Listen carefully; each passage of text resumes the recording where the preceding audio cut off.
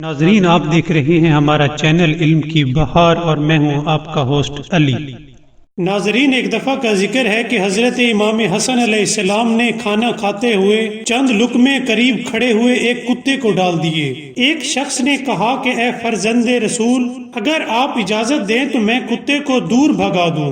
तब इमाम ने फरमाया कि तुम अपना काम करो, मुझे खुदा से शर्म आती है कि हिवान मेरे खाने की तरफ देखे और मैं उसे अपने पास से दूर कर दूं और उसे उस खुराक में से कुछ हिस्सा ना दूं। नाजरीन, हमारे साथ भी कभी कभी ऐसा होता है कि हम खाना खा रहे होते हैं तो बिल्ली या कोई और जानवर आ जाता है तो हम उससे कुछ डालने की बजाय मारकर भगा देते हैं। लेकिन इस वाक़े से पता चलता है कि सीरत आइमा ये है कि हिवानों को भी कुछ दिया जाए। नाजरीन, अगर आपको हमारी वीडियो पसंद आई हो तो सब्सक्राइब करना मत भूलिएगा। Thank you.